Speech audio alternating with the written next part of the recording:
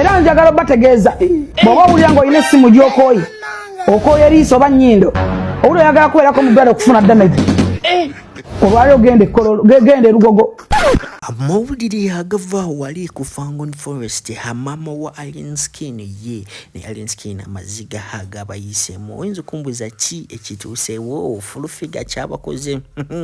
wamu n'abalala abali mu kibiina kya NRM byonna mbikuleetedde obutambi video zino njagala tuziwa obudde tufunemu ekyokuyiga naddala mmwe abali eyo mu nsi ez'ebweru wamu ne Uganda at large kale nga tetunagendayo akavidiyo kano mbadde nsaba okampeleka like lwengeso tambula katukire obuna banyagade kumanya kweno information alala bana National Unity platform wamu n'abana ba FUP abawagira Alien Skin eno video nga mbagambye mulimu bingi nnyo ebyo kwigona ku olwaleero Fulfigure akedde okukuba show ya Alien Skin tagikubye bukubi wabula agibatudde okitegeera ekintu ekyo abasinga bonna bali basazeewo okubanga bagenda ku kivu kya Alien Skin. Alien Skin wambi agize kubanga amobilizing abantu badde bakkiriza nga bagambye tino tugenda genda naye omukulu Fulfigure kyeyayogedde ate mujukire bulungi tino ali ku side eri byonna byayogedde abantu bagambye tetugenda gendayo nga gwe omulabi wonda boy UG gwobadde osobola ogenda ku kivulu kya Alien Skin mbulirawo mu comment section wetogera sawa zindi nga nkugambye pressure zasobodde kubanga haziko oba maama wa Alien Skin nga takikiriza tino Fulfigure bwe yayitako omwana once ate yavuddeyo namwefulira nafuyefulira muwala mutabani we amanyikiddwa nga Mulana Patrick aka Alien Skin ngenda kupenya ino video njagala tutuwa obudde obirenga omulindoze mu comment section kicho yize Bobi Wine soleza zatuwa gwe kicho yize mweno video era njagala bategeeza bw'oba owulira ng'olina essimu gy'okooye okooye eriiso oba nnyindo owulira oyagala kubeerako mu ddwaliro okufuna damage olwali ogende eLugogo gwetambula genda eLugogo bwezaba kibalangira nti teyiriyo live psychological ategeera abalina okutegeera ojja wanika essimu tojja kugizaayo ate byamaanyi oludde okulepingibwako gegenda wa genda eLugogo ojja kukiwulira ojja kukitegeera nti bale n'ebyempaka tebandepinga nga noyakajembadde nina essimu bw'oba ogikooye ngaoyo teyetaaga oyagala kunyinda esese tukemu efuna akalinda munyira akapya owulira ebisa maaso olina mangi galaba nnyo nga byogera sibitegeera tojja bitegeerera tosobola kubitegeera birala bya industry ya sitaani bweri wa Yesu ulawosa n'oluba toliwa kitalonga gwe woolowooza ffe twali tulabye abanene emirembe engalo ate buli otamanya abakulu nti baba bakulu respect people oba oyagala abantu otherwise mwagala mome oli kikye mubuusa amaso eka nti babuuse kitambula kitya ani asinga okubeera n'abantu Alien Skin alina gy'abeereyo simanye mulungu abeera ne night bino abayimbi bakola ne mubya ne mukuŋŋaanira eyo ne mukuba mu bulege ne mukubeera mu vibinga era abayimbi batono nnyo abagendayo n'abantu tebawera King Saha abeera ne night waliwo pub gy'akubiramu live music omulaba abasitu basiba babeera kabeera kajjudde kati alibeera ne reggae session wa King Saha wabeera wajjudde wakyasinze kati omuntu mu Uganda gwe ng'oli nkuba kyeyo yagala genda kubya ku ssente onoonya waawe kakubidde Saha yalina kye bayita night buli oba beerawo ku Ntebe Road naye nga bbaala ye eba lijjudde wabeerawo reggae kati Alien Skin n'ayagala naye mbu naabeere ng'akola amagye oba abayimbi nga bajjanga ewe terina muntu alinnyayo era kyokulaba buli alinnyayo be bano byatandika nabo bafiiki Gaza sabaye babyesowanka tewuli muyimbi ali hard gwe walabye waabo bakalifa teri muyimbi yagenze ku night yoyo simanyi Alien Skin gyategekeyo simanyi mulungu gye babeera era wabeera wakalu tewajjula kati Alien Skin ayina ennugu ku Saha okulaba nti wasaha wabimba n'ekirala ekivumisa liri puzzle Saha era bya nights ebyo ani asinga abantu naye nga liri puzzle alina abamutuma bava Masaka omanyi liri puzzle mwafu butuka tondalaba butandi liri puzzle nga akubalaga neggula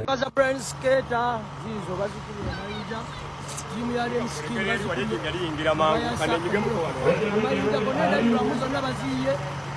bakiye moloka bazipamu ebintu ebyuma ebidongo ne babibba moloka ziranga gladiator bali mukulanga shoyi tukirira bani nyabafunye obuvune abafunye endwadde abamba batutte mu ddwaliro nenge moloka sonado samusira bama ndabulamuzo nazaatu zono So guys, amanya networks Frank abaho president wa TikTok ngabulijjo. Ba member ndoza mulira aka ebigambo biri mu video eyo. Alien skin atandise ebintu bye byokumanyira. Bwati bo yakubanga abantu muzisho natuka nokwa kubira palaso je yamukubira. Olwaleero batakinze convoy yoyo mwana motoka zo mwana ngazikora drive. Oyo mwana Brian Skater yewo bamuwa sente navuga bulwamu. Ne bakube emotoka ye ne ba DJ nga bwe mulide bali marwaliro because ntu wakwa badde balanga show yoyo mwana omulala Gladiator Empire. So chenyagalo bagamba kiri kimu. Uganda esawa zino tikyarwana n'abantu abali kuvuma bajeno n'abalala. Naye bwe tunabanga tikyayina abantu mu ggwanga batwalira amateeka mu ngalo bwe bati. Bino tebigenda kuggwawo. Tosobora kuveri no yatakinge emotoka y'omuntu nozikuba abantu nobakuba ne babatwara mu marwaliro mbulwa kubagwe oyina abanene bomanyi mu government lwa kubagwe oyina ebifaananyi by'okusiza ne jeno gundi ne simanyi nani like that ebyo bigwe mu ggwanga lya for Uganda walo faro omu eyavude nangamba Franka oyo muyimbi gwoli kuwagira simanyi Gladiator simanyi chief emperor wa abamuwagira opposition nze mpagira mu na Uganda Alien skin we twali tumuwagira nga tumujja jali okumutuusa abantu yali opposition era ngenda batera ekifaananyi ekyo nga ndi ne Saida Madada ne Alien skin so oyo mvubuka muyimbi ayimba nyimba ze so gwe tujja mugana nti taina right ekora show tomorrow mbulwa kwa nawo ogenda kukora show obumenyi bwa mateeka bwe buna wanga bukyali mu ggwanga nga muyina be muttira ku kibega nti bo bamenya amateeka dena barara tibayina right okumenya amateeka abantu bangi bakyabavuma Alien skin tori waguru wa amateeka kati mwebuuza oyo Gladiator Emperor yagenda kuzzaako ki kwa agenda ku police tebajja kukwata gayo oyo emisango mingi gyayina tebamukwatanga abantu abamu bakoseddwa babajjemu amanyo buli kimu tebamukwatanga liyale ekintu kyolikola kirungi nange mwenyini kali mukogera mumpayira mugamba tujja kutta video nzina era nawabe ne wofe kasese nga gwe ne timu yo mugamba mugenda kunzita okiraba esawa zino sobola linya Kampala because of Alien skin nakabinja ke baganda bange government wake up please bwemba mwagala otereze gwanga walema okubeera wa abaana n'ebyana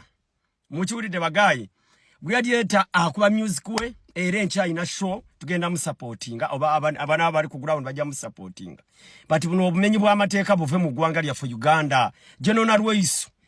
ffe turukulwanira abali kuvuma abana bwe tunabanga tikyayina obumenyi bwa amateeka nga buno eggwanga teri balanced balancing ensi yapo webuuza Alien skin ekimukubisiza emmotoka z'abasajja kiki mbulwa kwa gaya ayina show enkya